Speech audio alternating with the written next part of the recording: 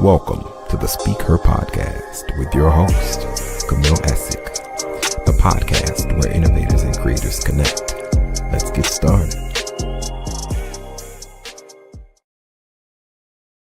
The Creative Connect is a 24-hour virtual assistant. Go to CamilleEssick.com and be sure to shop the collection with stock elements and so much more. Be sure to hit that notification bell and subscribe. Now back to the Speaker Podcast. Hey everybody, welcome back. This is Camille Essick. I'm host of the Speaker Podcast. This is the podcast where innovators and creators connect.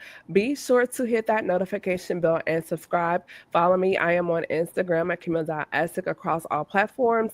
And I'm also on Facebook at the Speaker Podcast. I would love to hear from you. Please send me an email at thespeakerpodcast@gmail.com. And I have lots of great things available on my website at CamilleEssick.com. Without further ado, this is a D9 situation. It's Indiana Love. Tonight, we're going to have a really good conversation. He is a friend to the show. Dr. Sheldon McAfee is back, aka the smart guy. We're going to have a really good conversation about the current state right now of DEI within higher education, future of HBCUs. What is that looking like? So what I need you to do right now is tap in, tag a friend, comment, share, do all the things. And we're going to hop right in. Dr. Sheldon, welcome back. Hey! Whoa! The Mac is Don't back. Give me a Facebook jail with the copyright. All right, that's enough. Yes. How are you doing? I'm doing great. Blessed. How's it going? Good. So we've gained new followers since you were last here. So just to catch the people up. Yes, just let the people know a little bit about who you are and what you do. Yeah, so my name is Dr. Sheldon McAfee. I am an educator, father, and author. I love teaching. I love working with children and helping adults who work with children. I am a former school teacher, elementary, primary, and middle school principal, author of elementary children books, and currently I am a professor and a consultant and a coach. And I'm very, very happy to be here. Proud graduate of the Alabama State University, member of Kappa Alpha Psi, Beta Zeta chapter, Beta Zeta non-grader. Played on the golf team at Alabama State. I was a Student Government Association treasurer while I was at Alabama State University. So I love my Hornets, tried and true.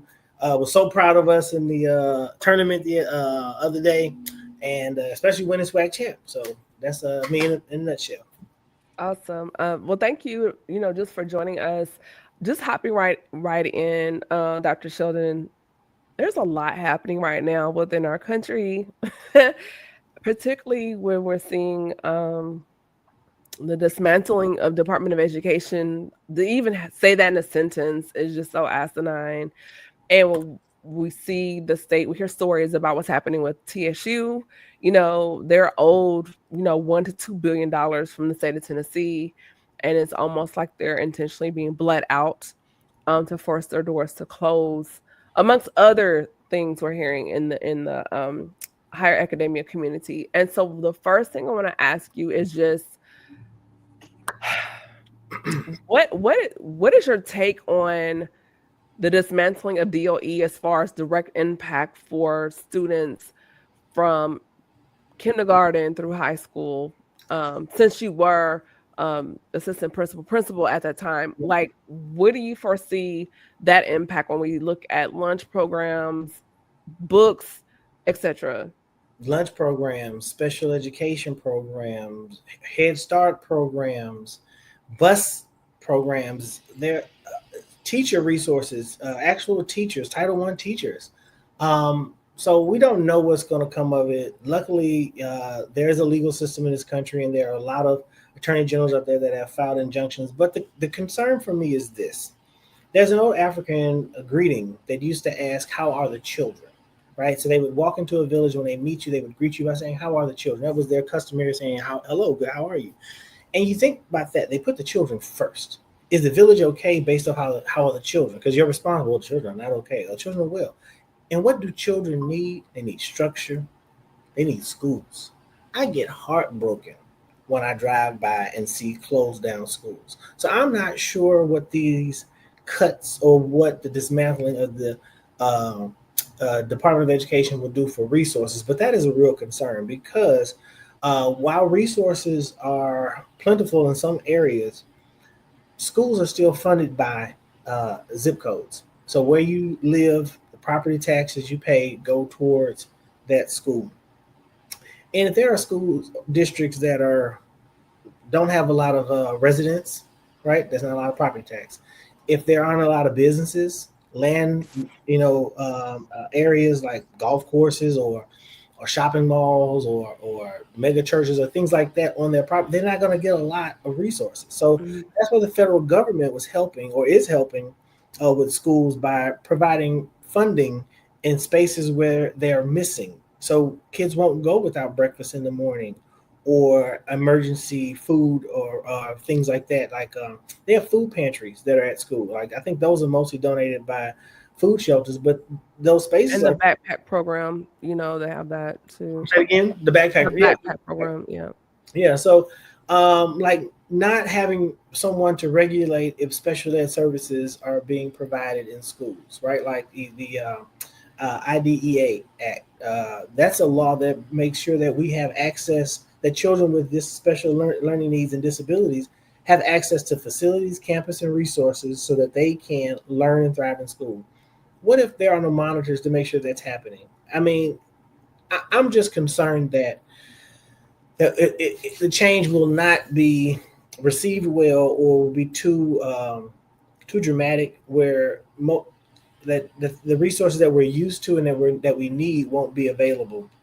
Like I say, to me, it's very heartbreaking to see a school close in a community, and if school districts are going to be forced to foot the bill, I mean, they're going to come up with creative ways, and some of those are going to be like condensing their facilities because you have to pay to keep lights, heat, water on, pay for people to be there. So I don't know. I mean, I'm concerned because also how it's affecting universities. So I teach here at a university, and they were all ready to honor the descendants of enslaved people who helped build the university, and then they had to do an abrupt cancellation. We have a program in our School of Education where we were helping to create more teachers in school systems by working with people who either have college credit, work in a school already, and are interested in teaching. Like if you were the office manager, cafeteria worker, custodian, bus driver, and you had an urge to teach. We had a program that we were using federal funding to help create that space for teachers, and schools needed it. Programs, right now up in the air are no longer available. So like the solutions that the federal government through the Department of Education was helping was hurtful. Now, on a jokey joke note, if you wouldn't mind, whoever's in the Department of Education going over to the financial aid department and just delete this name Sheldon McAfee real quick, that'd be real good. So if those people are getting rid of student loans, I'm okay with that. But I do worry about the lack of resources that will come for public education, which we do need now. And I joke about financial aid because students need that. Those resources help me go to college, right? I mean, yes, I got to play golf and I got a walk-on scholarship. And then the Student Government Association also gave me a scholarship. But those first 2 semesters, those first 2 years, me and my mama and Uncle Sam and the good Lord helped pay for me to get to school through financial aid. So those are resources that people need to help get a foot up in life. So I'm hoping that it won't be too drastic. Like I said, these attorney generals are smart, and they've got injunctions all over the place to stop illegal actions from happening. But I also hope that the administration takes a breath and really listens to the citizens who have to use those systems. Like families who are in the public education system, come talk to them. That the new Secretary of Education should go listen to the families who are recipients of the services. When you see a line item, don't just see it as a line item. There's a child in a classroom who is receiving that fund, that teacher, that resource, that space, that bus to get back and forth to school, like children who might be in an unhoused situation, right? if they don't have transportation to get back and forth from school, there's federal funding that allows schools to help pay for transportation to get that child from where their unfortunate predicament has landed them to and from school.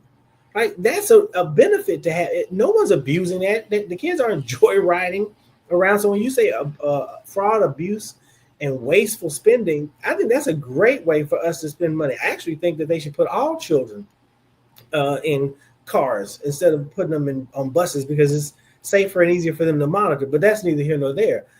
We should just, having those resources makes just a simple thing like going to school possible for children.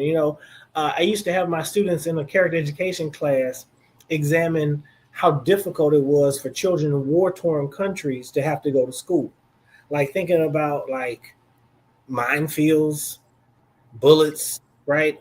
And so then you make the comparison now, like what if our children don't have access to get to school not because of dangerous situation, but just because of unfair, cruel situation? Like you take away their transportation. Like how do they get there then? What's the option? Something that you touched on, Dr. Sheldon, when you were talking about housing, right?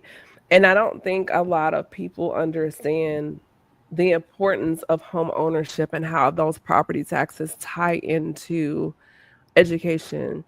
Yeah. Because right now we're in a time where you have a lot of investment companies grabbing up property that is really should be for first-time homeowners. And so now you have a group of people, there's an issue with the point of entry, the barrier to entry for home ownership because of these companies. So if you don't have that point of entry open for first-time homeowners, property taxes, education. And so can you kind of touch on that so some people can understand how important home ownership is, how property taxes plays into the quality of education for that particular zip code or district? Yeah, it's interesting you talk about this. I made a comment on a post today. The Secretary of Housing and Urban Development made like a gesture, or I guess a grand gesture, by signing a document saying that he was ending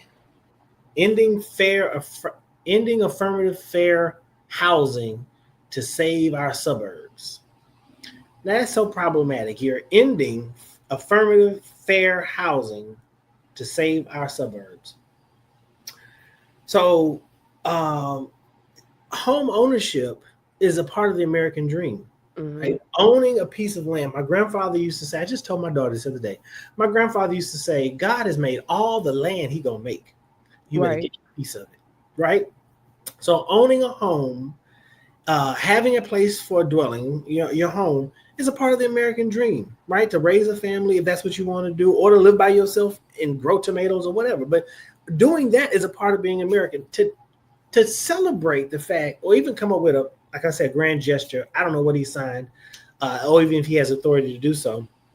But to say you're celebrating the fact that you don't want to make it possible for certain people of a certain race or color to live in a certain neighborhood sounds like covenant deeds to me, right? Back when homeowners used to write into their deed and creed that you can't sell to a person of color, right? Those restricted clauses. And you want to see, it seems like that's what that legislation is doing, because it's something parents think about when you buy a home, what school district your child is going to be in. Right. So it was something that my ex and I thought about when we had a daughter and we were thinking about adding on to our family. Where do we live so that when our kids go to school, they're safe, that we're not worried about them, physically, and we can get to them close. And then also we know that they're going to be taught well. Right. And so that was a serious concern. It's a serious concern on a lot of parents' minds. Like, where do you enroll your children? And then you have some parents who, by default of income, have to live in certain places. And then their children are in schools that might be under-resourced or underfunded. Right. And it matters because it's the difference between having your own foreign language teacher or having to share a foreign language teacher or a PE teacher or having your own full-time counselor or having to share a counselor or social workers that have to work 4 schools and have a caseload. And each school has a different range, like 200 kids, 500 kids, 1,000 kids. They're responsible in case something happens to any one of those kids. Then you'll have some people that argue, well, not every kid is going through a crisis. Not every child is experiencing a crisis at the same time, is what I'll tell you. But there's a chance that every child in a school is going through something. Mm-hmm. And at one point, it is a lot, because what you also have to do as a, and I'm on a tyrant here, I'm sorry. But what you also have to do as a counselor, you have to follow up. So it's not just checking on that one time, but you have to follow up. Now, what if on another day, something else blows up? Like, having ample resources at schools makes it possible for children to be successful. Like, not overworking teachers and counselors because you have adequate staff, right? Counselors shouldn't have to cover the office because you don't have a secretary. But if school districts can't afford it, they will use federal funding to pay for those specific positions that they need. Now, most districts try and hire auxiliary staff so that way you can use federal funding to hire faculty like teachers, resource teachers, and things like that. But it's still made difficult if you don't have that funding, because then you have to go back to doubling up or sharing. And again, you're not giving your full support to a school or those children. So having a home in a neighborhood that's well resourced is a dream of every family. You don't want your kids to go without. It's the stuff that court cases are made of. Like they have a court case here in St. Louis, Minnie Lindell versus St. Louis Board of Education, which ended up requiring Black children to be bused to predominantly white school districts that were more resourced, right? It's the end result that you want. It's for your kids to go to a good school. But in the end, that doesn't help Black children read on grade level any better, because you're just taking the money along with the children and moving them out to the well-funded resources already. I mean, I'm not going to get on my soapbox about Derek Bell, because I do. But if you all have time, read Derek Bell's Silent Covenant about what's a stronger approach to fixing American education, Black American education, especially when it comes to funding. But Black schools are historically underfunded. It's unfair. Like Tennessee State, we were just talking about that right before. They're owed billion, like $2 billion. Billions. That's crazy. And Tennessee won't pay. And I'm from Nashville. But they asked them to make cuts. Yes, but it's about the money, but it's also deeper than the money. So if you know anything about the topography of Nashville and where TSU sits, mm-hmm. the property location is prime property. And so when you look at John A. Merritt Boulevard and Jefferson Street, so if you're coming down Jefferson from I-65, you're going to see the first original historical location for Mount Zion Baptist Church, which is their pastor is Bishop Joseph Walker III. Then you have the Matthew Walker Comprehensive Healthcare Center, very historical as far as providing healthcare for those underserved within the Black community. Okay. Then you go down half a block, Fisk University. Right across the street is Meharry. The end of the street, Jefferson, John A. Merritt, is TSU. So then also Jefferson Street during prior to pre-civil rights and even through the civil rights was one of the biggest seats for sit-ins, boycotts, etc. A lot of famous, notable Black people during that time, because they could not stay at other places, hotels, restaurants, etc., stayed on Jefferson Street. And so when you put all that together, not just the money, but the value, because back in the day, Jefferson was thriving. It was like a mini Black Wall Street. And so at one point in time, when they were like, oh, we need to reroute the interstate, I-65, they could have routed it in other places but where do they run I-65 through? Yeah. And so what happened to the community? And of course, now they're gentrifying. Everyone, is coming in because of gentrification. But now you're seeing, like, just with tissue, other HBCUs bleaching on campus with the professors, students. Then also because of where it's located, if you leave John and Merritt, run into Charlotte Pike, and go over 3 blocks, you know what's there? Vanderbilt. So if you're running parallel, TSU's running parallel to Vanderbilt. So if you were to shut that school down and flip it from an HBCU to PWI, what's going to happen? Good influx of white students. It's already happening. And in addition to the property, it's a beautiful campus, the way where it's situated, because the next main intersection over is Clarksville Highway, which is known as Bordeaux. And so what a lot of people not from Nashville don't realize, Bordeaux, if you're coming down Clarksville Highway, it's in your, let's say you're sitting on your porch or your patio, you can literally see the skyline of downtown. You can sit on your back deck and watch the fireworks of downtown from your house. And so now it's a real estate thing. Then the next section over, you have what we call Metro Center. And so now they're working to build a bridge to connect Metro Center to downtown. So big picture, it's bigger than just not paying TSU. Right. It's a very coveted piece of property within the city, probably the most. Sounds like a soap opera drama. Like you put them in so much debt that they have to buy out. Yes, there's 2 other properties that are very coveted. One, there's it's not their debt; they just owed the money that they're not going to pay them. They're not going to pay. They're trying to bleed them dry. So it's like reparations, but in reverse. Like, it's the money you owe us.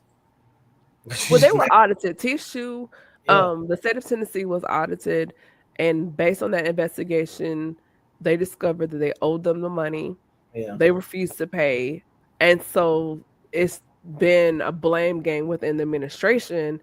Big picture, it's because of funding.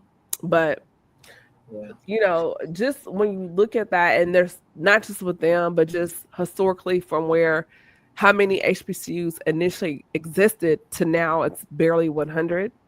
And they're fighting. Some are fighting to remain open. Others, to stay open, have now expanded their intake or their application by admitting non-Black students to keep their doors open to receive funding.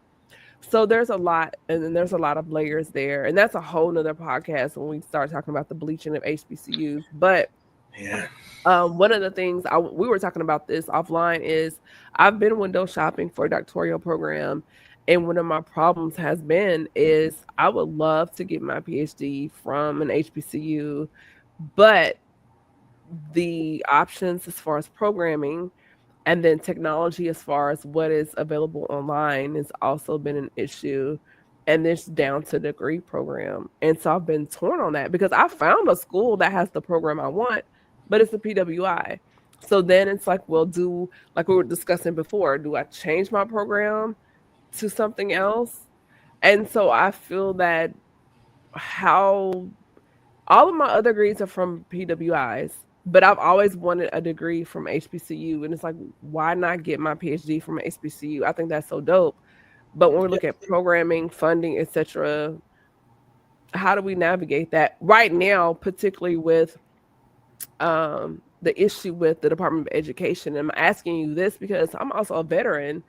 So when we look at schools like the Ohio State or Columbia that are stripping their DEI programs, I'm a 3-striker when it comes to DEI. I'm a Black woman veteran, right?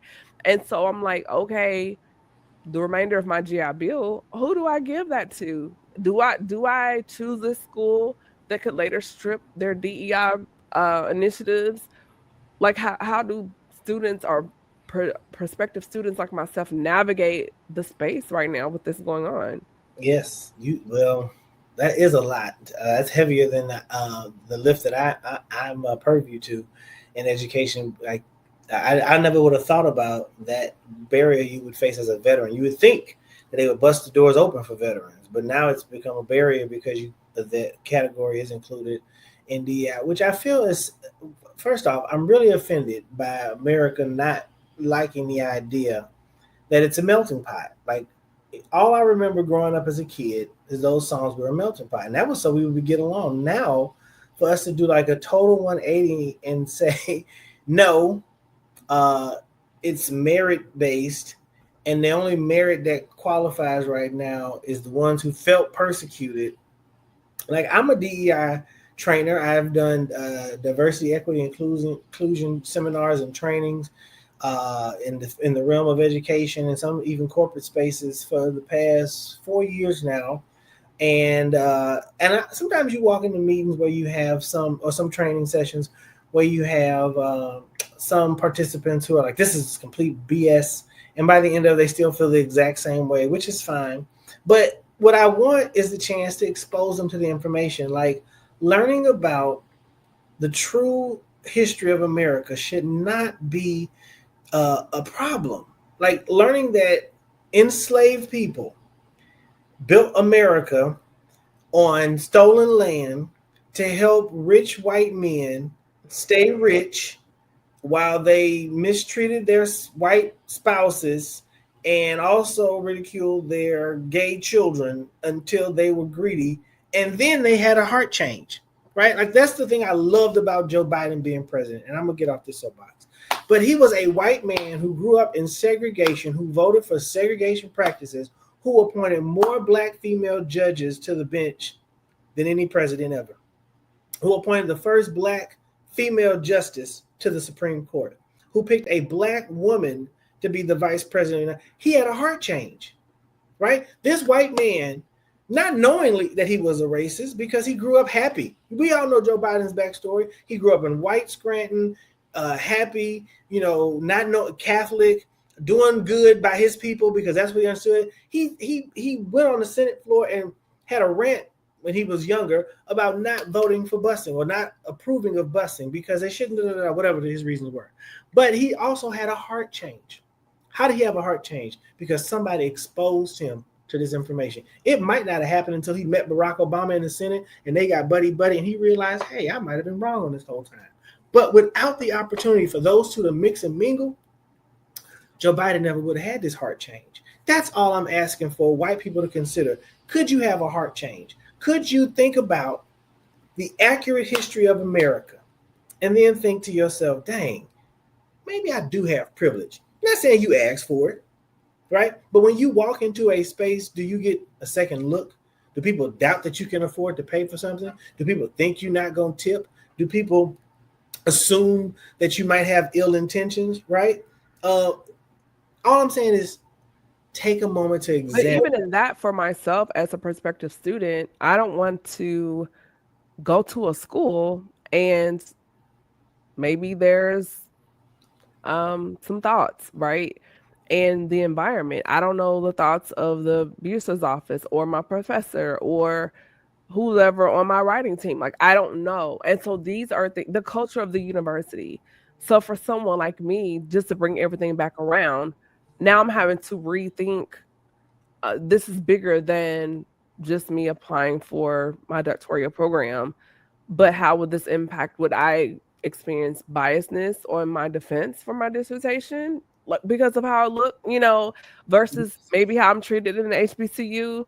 And so now it's totally shifted my selection process because now I have more at stake, and I don't want to join a school and then my first semester in, oh, such and such universities decided to strip their DEI initiatives. Why am I there? And so there's just the psychology of the selection process for students, because you have your degree pre anti-DEI, but for people like me in the middle, in the thick of it right now, or even those in school, I know they're probably working on their papers or whatever, but in their back of their mind, it's like, are they wondering like what's going to happen with my program? And so these are things I think about, and even with which I share with you a couple things I'm considering doing my dissertation on, even to have funding to do that. There's just so many questions. And so it's just, the whole thing is a conundrum right now. And it's very frustrating because I would like to start in the fall. This is April, and I'm still back and forth looking at schools just because every day I look on the news, something else is being stripped away. And I don't want to wait and keep kicking the can down the street. It's just a very tough space to reside in right now from an educational standpoint as a prospective student. So, Yeah. So I'm definitely an advocate if you going to an HBCU. So I would say that I have a cousin right now who I text him almost every day about going to law school at a HBCU. But so I think we talked about it offline. But again, first off, you want to make sure you get your degree, and first what you want to use it in, how you want to use it, right? So then the thing that all those things you mentioned are still going to be there, right? You're still going to have a university like that might pull funding or programs or initiative under DEI, but it won't take away from the work and the merit of your degree. So wherever you go, you're still going to own the research and the expertise that comes along with your work that you do. But you're right, that is a real problem to think about. Like, will this school honor me as a person just for being there? And I hope that again, everyone who, again, my hope is just exposure. Like, I'm a teacher at heart, so I think if I put the information out there, you might not ever want to pay attention to it, but you've been exposed to it. So maybe later on in the back of your mind, you have an inkling about why it's necessary for us to understand the diversity, equity, and inclusion that's required to have a good, or what's the word? Yeah, I'm gonna say a good enough America, because we need to know how to get along. Like, people should be able to have civil conversations, even if you disagree. Like, my grandmother used to say, you ain't got to like them, but you can listen, right? I don't have to like you, but I can listen. I don't have to like your ideas and perspective, but I can listen respectfully, right? Maybe, and that'll show you that I'm willing for you to pay attention to mine. Even if your mindset is never going to be changed, right, about how other races, cultures feel, or you feel about them, maybe one day it can. Like I said, the idea of teaching is to plant a seed. Maybe later on, further on down the line, you'll remember that you heard it, you'll think about it differently, and you'll try. But to your point again about selecting a school, I would say go with your first mind when it comes to how you spend your resources, because you're right, that's your money. Like that GI Bill and the way you'll be paying, or how you'll be paying for it, that comes from you. So wherever you're going to be comfortable in the end, but also know that at any time, if they pull their funding, or they pull their support for diversity, equity, inclusion, again, it won't take away from the work that you're going to put towards your degree. So yeah, go, like your friend said, get it, girl. Go get your degree, no matter what it's in. But again, my advice was always still get your degree and what you want to use it for, right? Leadership, business, marketing, whatever. But make sure it's what you want to use it for, because that's how you want to be an expert in. absolutely. Thank you. So, turning the corner in the conversation, as we get towards the end of this and begin to wrap up, as far as just within your space, when you're looking at what's happening now within pre-K, you're looking at middle school, high school, and then just the shift, what we're seeing now because of DOE and these initiatives. What about that generation of students where we've always heard, go to college, get a degree, versus now you're seeing the rise of a lot of people wanting to be social media influencers or entrepreneurs, but just the root of the importance of still thinking about college or wanting to go to college, and not allowing these initiative changes discourage their desire to matriculate into higher education? Yeah. So I would always say college isn't for everybody. So if you want to go straight into business, marketing, the military, or whatever, If that's your design and your desire, make sure when you finish your K-12 school, you feel prepared for it. So my bailiwick is definitely K-12, pre-K to 12 leadership. But I love, instructional wise, like preparing. I'm elementary and early childhood because I believe in foundation.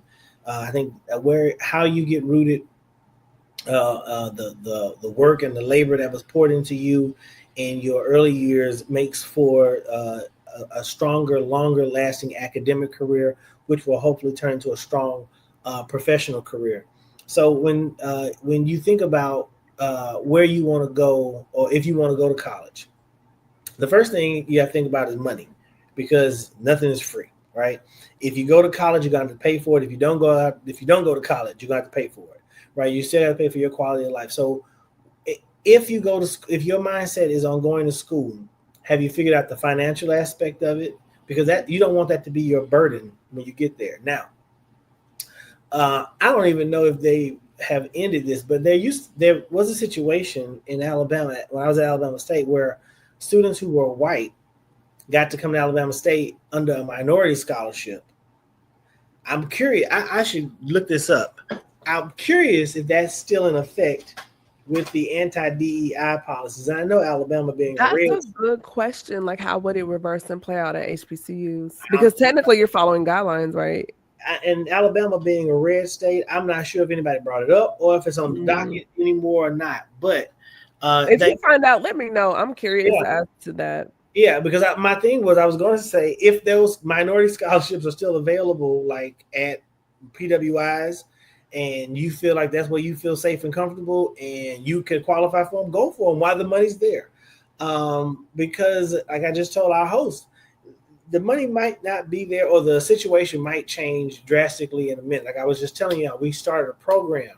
We asked people to come and train to be teachers, and now that we're up in the air about it because it shifted. The money situation shifted. So that's the first thing you got to think about. If you're going to go to school, make sure you know how you're going to pay for it. Are you going to be on academic scholarship, athletic scholarship? Are you going to do the military route, which is I kick myself every day. I wished I would have stayed with the Air Force or went to the Coast Guard. I tell people do 4 years and leave and take your marbles and go home. Like I did 8 years, but you know what? I would have happily had free clothes for a year. No, I'm just kidding. There's some cons to that too, but no, I'm just kidding. I'm just saying, like it's still, but then the prestige that you get, the leadership experience that you get, like it's unmatched. Like serving in your military, and then you have a brother and sisterhood of service to your fellow. It's like another fraternity. It is, and I see it. Like I see it with when I talk to people who are veterans and who are service members. So think about your path if you want to go to school, and then. This is a conversation I just had with my son. If you're going to get a degree, like my mother told us also, make it something that you're passionate about, that you want to do the work in, right? I love teaching. I do. I remember watching Mr. Rogers as a kid, thinking, man, that looked like fun, like talking to children and make sure they understand things so that they're okay, because I felt like he was doing that to me. My grandmother's approach was not to goo gaga with us. She talked to us like she was teaching us how to do stuff. My mother and her would say, now here's how you do it. Now show me how to do it, right? Teaching, like it felt so comfortable and natural to me. So when I got my degree in teaching, some people say, oh, Sheldon, you should have been a comedian. And I like making folks laugh, but I feel most comfortable making folks laugh in a classroom. Like I've always felt happy and safe being a teacher. So if you ever, when you get your degree, if you pursue your degree, make sure it's something you're happy and passionate about, that you love doing, right? Because what you don't want to do is have a degree that you can't use, or that you're not happy with, because you didn't pay for that, right? And that's not going to help you in the long run. And then when it comes to being true to yourself, like DEI might go away, but you still get to be a confident person of color, if that's who you are listening to this podcast, and you get to stand on that. Like them not acknowledging you does not negate your history, your heritage, and your possibility. So even if they stop talking about, if they stop doing ancestral recognition or land recognitions when they have setups on campus, so what? You know that the ancestors of this country were Native Americans. You know that African Americans worked with free labor under the brutality of enslavement to build the White House and the Capitol building and other mansions of governors around this country and factories and all plantation and probably even Wall Street. Actually, they did build Wall Street, but so you don't have to worry about if they don't say that out loud on your campus. You know it's true, right? So go forth knowing that the knowledge that you take in, you can use that as a powerful tool to make change happen in your community, change happen with your family, or even change happen nationally or internationally, because you have, how do they say in the Dr. Seuss books, you have brains in your head and the will in your feet to do. Good. One last point before we start to wrap up, Dr. Sheldon. So statistically, news is going out that Black men are less likely to go to college, and if they go, less likely to graduate versus their Black female counterparts, for multiple of reasons.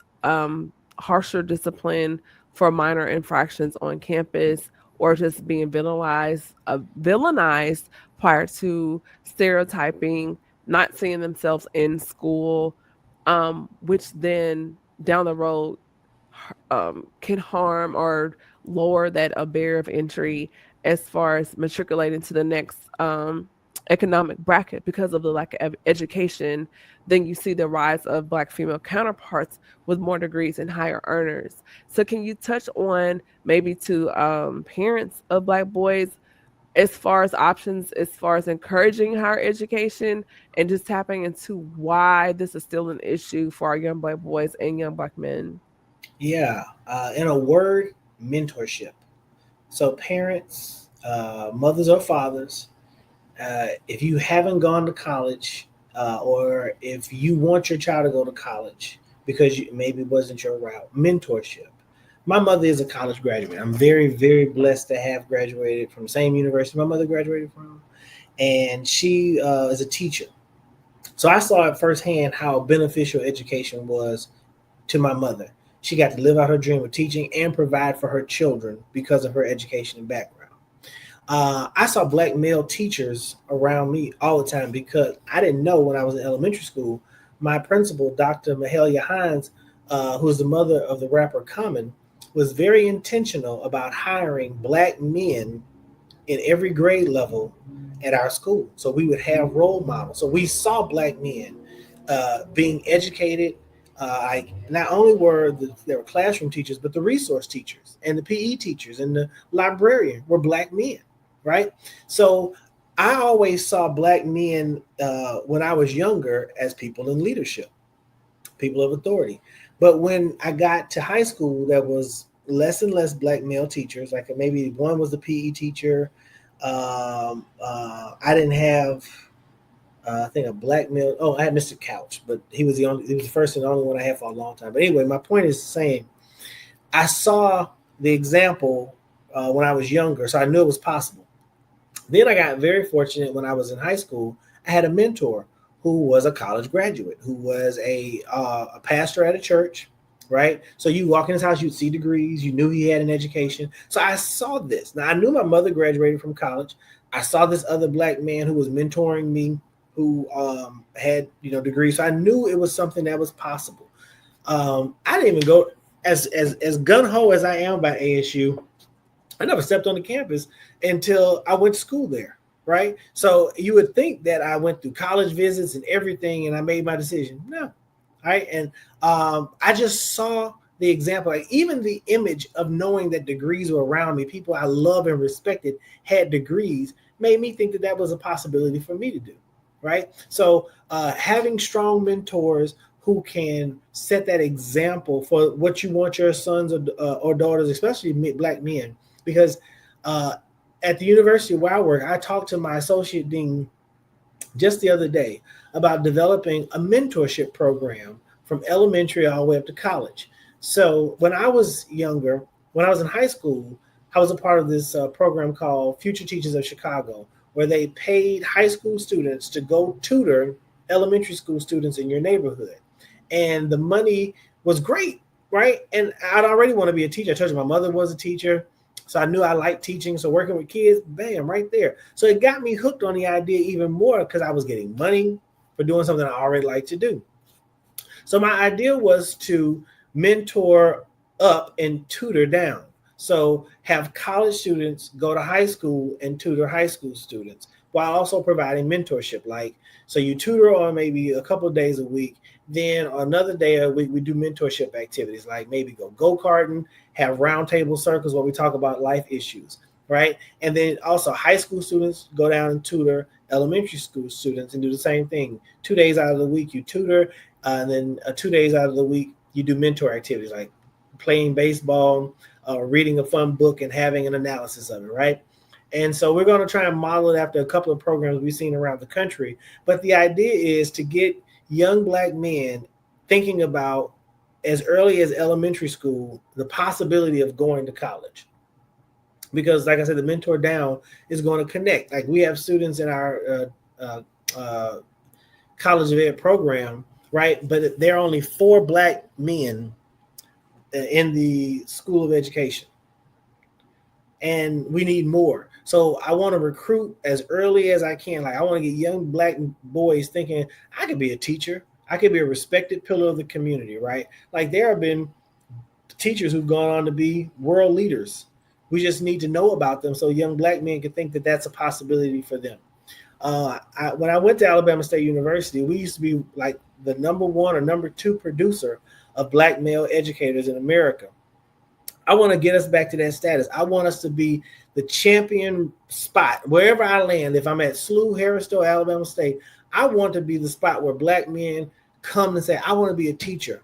So when you go out into the world, you know your impact, your influence, and the power you have to make a difference in this world just from being a classroom teacher. I saw some information about that as far as the decline in Black male teachers. And one of the biggest things was income, because of now with social media, looking high end or rich or wealthy, and the image of that as far as status from a financial standpoint.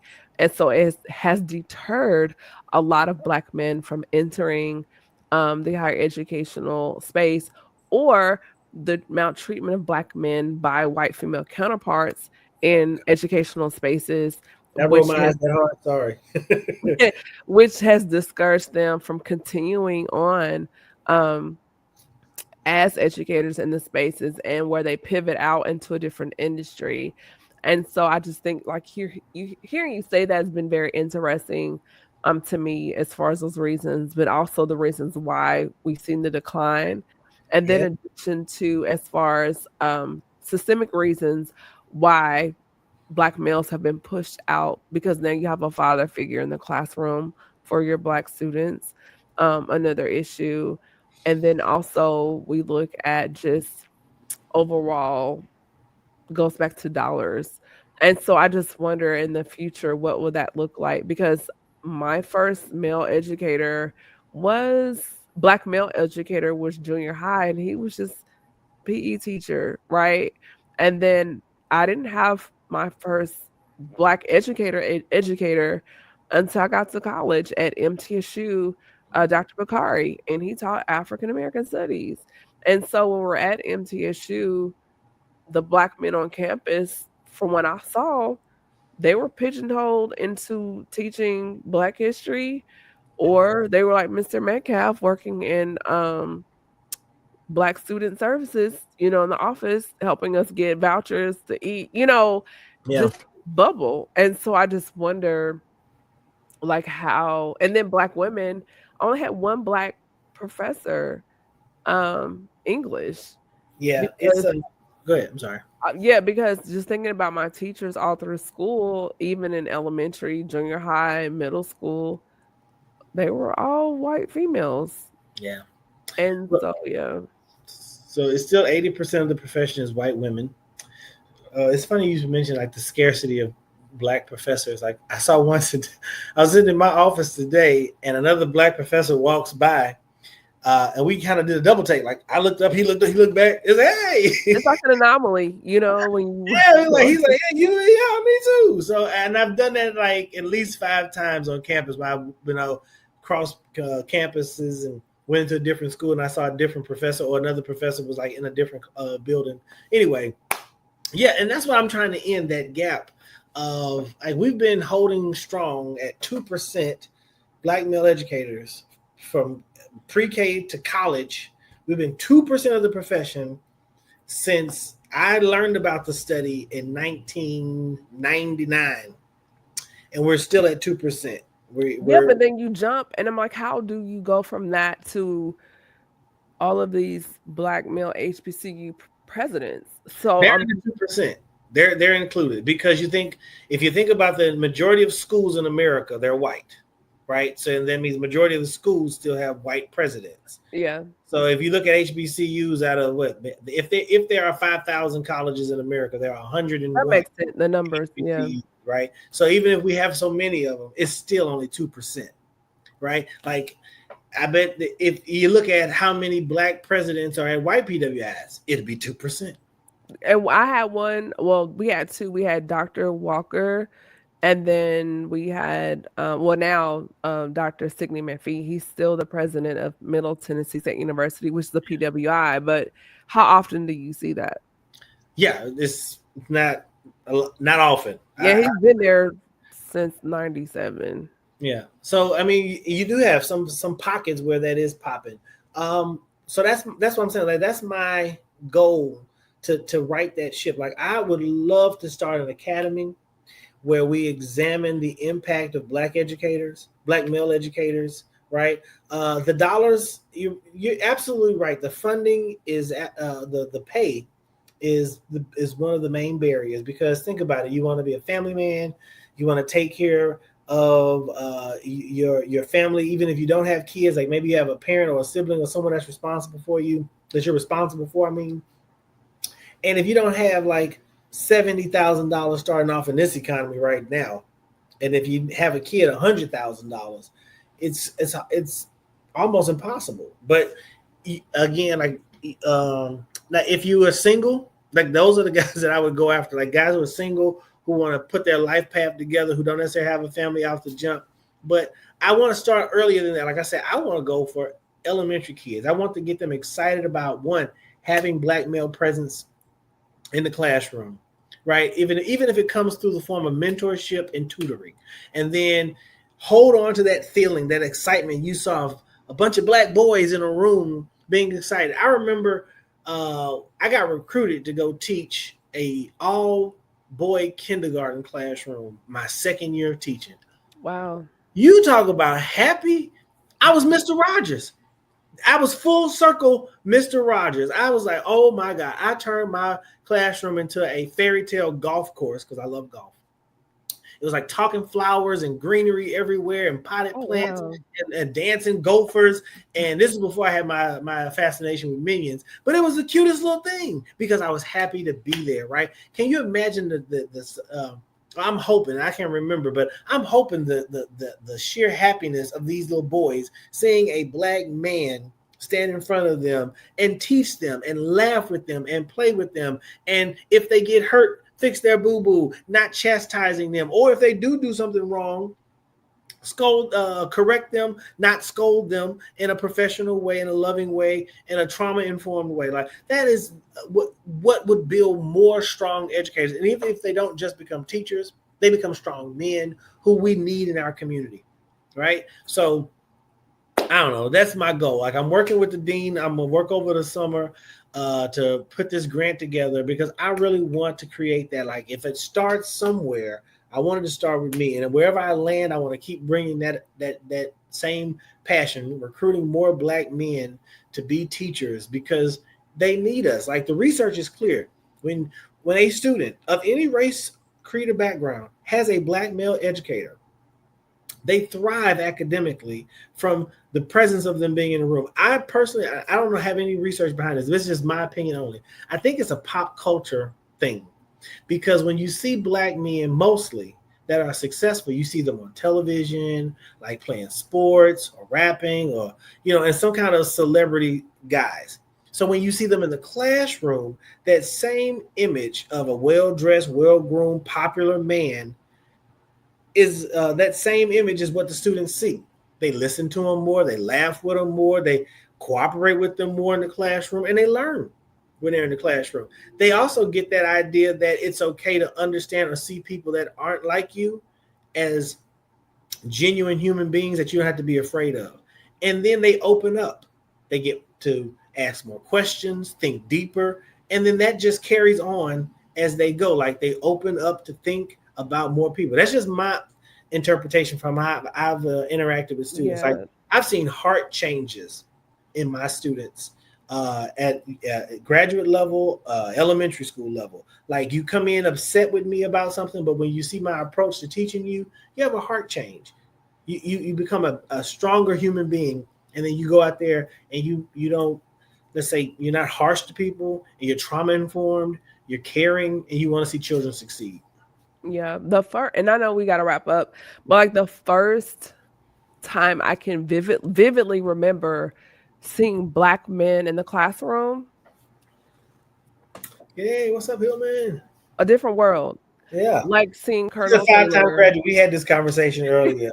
Yeah, seeing Colonel Taylor in different episodes, highlighting Professor Foster, Dr. Foster, right? He was an orator. He taught English and talked about Shakespeare.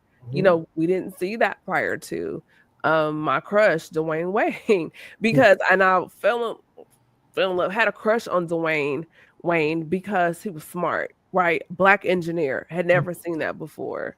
You know, and so I always liked smart guys. I was like, oh, he's smart and he's cute, you know, and so to have shows like that highlight educators, particularly Black men in the classroom through that show, even now, to show how well the show was written and how important those representations, how that representation still matters today. Because even now, when you look at television, when you think about universities and colleges and educators outside of A Different World, what other show has really highlighted that on that level? None. Abbott Elementary does have a Black male lead as a Black male teacher, which I think is great. I love Abbott. It's a great show. I wholeheartedly agree with you about A Different World. It's why I wrote the pilot episode for just a version of a television show about the start of an HBCU that features 2 Black men in that role as the leaders of the school, because it does matter. Like seeing the history of America, like again, Black people started an industry that is still thriving 157 years later. Education, colleges and universities, these HBCUs, the 101 that are left, are still going 157 years. It's interesting to understand how they got started. Like some of them started from absolutely nothing, teaching outside under a tree, some of them in the basement of different buildings, some of them hiding in shacks. And look at them now, still thriving.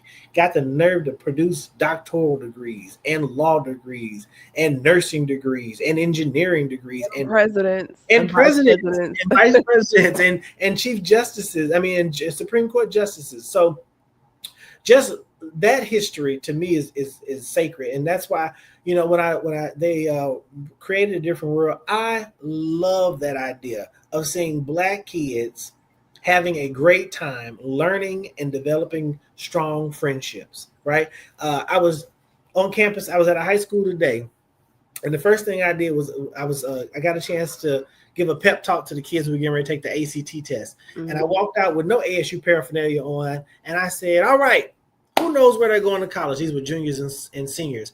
And the one girl raised her hand very emphatically, and she said, "I'm going to Alabama State University." You knew I lost my mind. I said, "What?" I know you had a whole moment. And so that was a perfect springboard, because what I said after that was, I'm going to tell all of you why you need to go to Alabama State University. Now, all of them couldn't because we didn't have the degree of the program, but what I did was encourage them about going to an HBCU. And all of the Black boys that were there, I told them, and you should think about becoming a teacher. So I'm new to this, I'm true to this. I speak love to everyone who wants to take care of the Black community.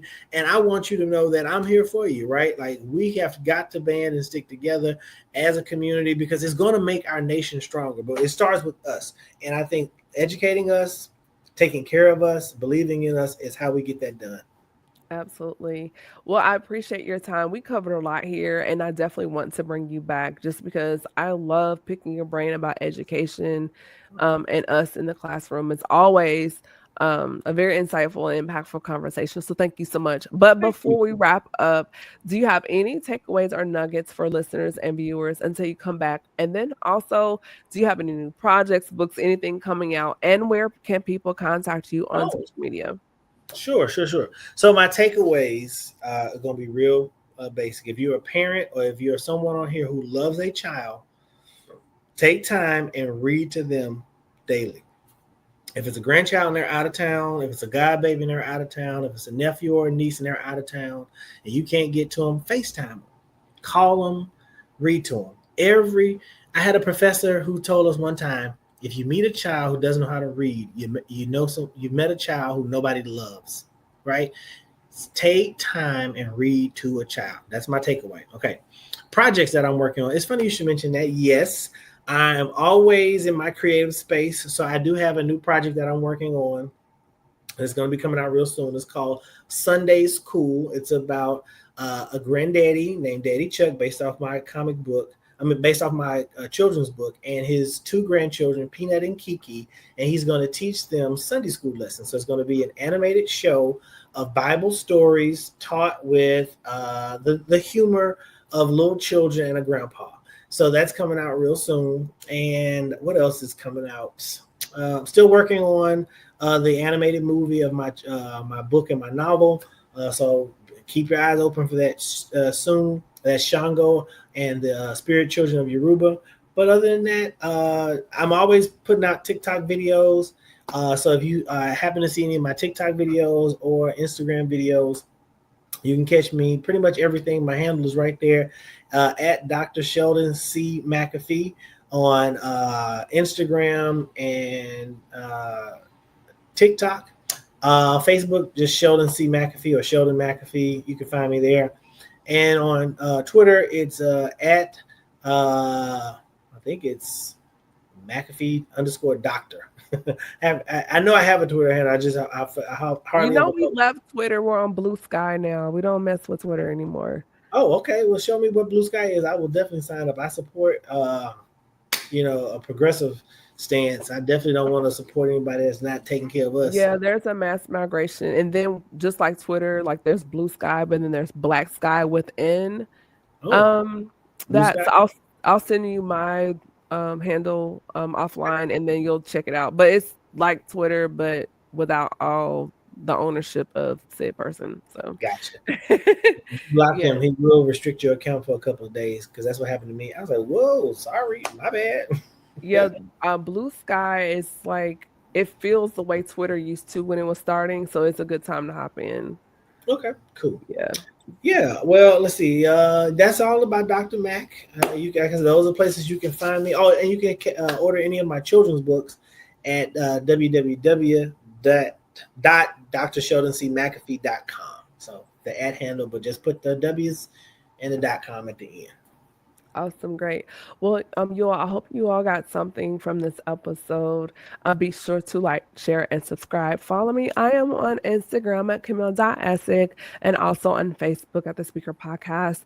Go and hit that notification bell, subscribe, follow me on YouTube, on my website, CamilleEssig.com. I have new products and services there available, new things coming out really soon. And I would love to hear from you. Send me an email at thespeakerpodcast@gmail.com. So with that being said, thank you again, Doc. Hold on just a moment. This is Camille Essig. I am the host of The Speaker Podcast, the podcast where innovators and critics connect. And we are signing off for this evening, and I'll see you on the next one. Check out my website for the lineup for the rest of this month. Y'all be safe. Have a blessed weekend. Good night. Bye-bye. Thank you for tuning in to another episode of The Speaker Podcast. Be sure to follow Camille on Instagram at Camille.Essig